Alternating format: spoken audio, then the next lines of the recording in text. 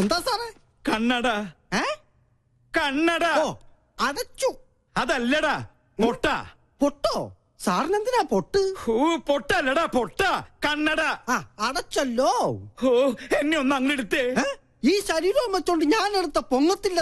കീറി വെച്ചെന്നാലുണ്ടല്ലോ. എടാ മരത്തലയാ, എന്റെ കണ്ണട എവിടെയാണെന്ന് ചോദിച്ചത്. ഓ അതാണോ? എനിക്കറിയത്തില്ല. ദേ ഒരു കാര്യം, സാർ എന്നെ പിരിച്ചുവിട്ടാലും വേണ്ടൂല. ഇനി പിങ്കക്കുഞ്ഞിന്റെ ഷോ കഴിഞ്ഞാലേ ഞാൻ ഫ്രീ ആവത്തുള്ളൂ. ദേ അടുപ്പത്തും നിലവിളി. ഒരു പിങ്കി ഷോ. ഇവളെ കൊണ്ട് ഞാൻ തോറ്റു.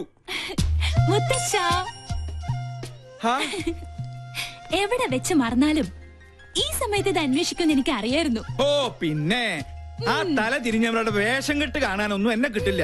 താൻ തോന്നി.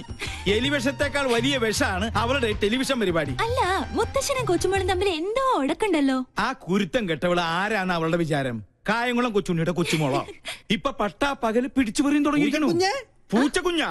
പൂജക്കുഞ്ഞ് ഷോ തുടങ്ങാറായി.